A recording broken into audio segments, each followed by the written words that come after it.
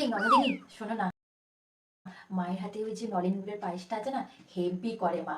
আমি বানিয়ে নিতে পারি, কিন্তু মায়ের হাতে না আজকে খুব খেতে ইচ্ছে করছে।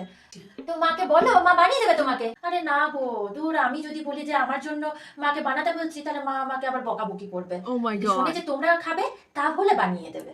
আচ্ছা ঠিক আছে, দাঁড়াও, শোনো, আমি যে প্ল্যানটা করব সেটা আমার সাথ দিতে হবে কিন্তু। আচ্ছা চলো, তাহলে তোমার সাথে আমিও পার্টিসিপেট করব। ঠিক আছে, তাহলে তোমার নলেন গুড়ের পায়েস ওই মায়ের হাতেই খাওয়া হবে, বুঝেছো?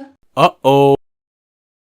এ বৌদি, এই শোনো না, যাও তো নলেন গুড়ের একটু পায়েস বানাও আমার জন্য। আমার না খুব খেতে ইচ্ছা করছে। শ্বশুর বাড়িতে তো খুব একটা নলেন গুড়ের পায়েস হয় না, পছন্দ করে না। একটু করো, যাও।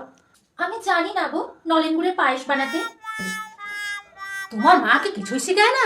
মা, রিল্যাক্স। তুমি তাহলে কি বানাতে পারো? না গো, আমি কিছু পারি না করতে। মুখে মুখে এত তর্ক করো কেন? মা, তুমি শান্ত হও।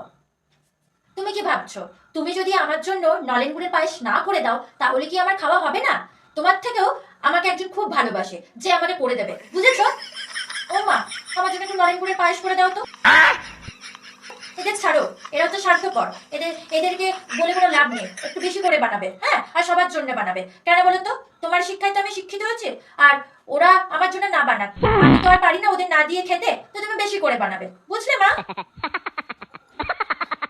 ঠিক আছে, তুই বলছিস যেখানে, সবার জন্যই বানিয়ে দিব।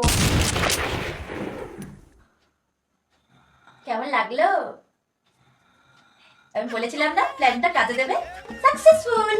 ফাইনালি ননদিনের কারণে আমার নলেন গুড়ের পায়েস খাওয়া হলো। ওহ মাই গড, থ্যাংক ইউ ননদিনী। শুনতে পেয়ে গেলে আমার ঝামেলা করবে।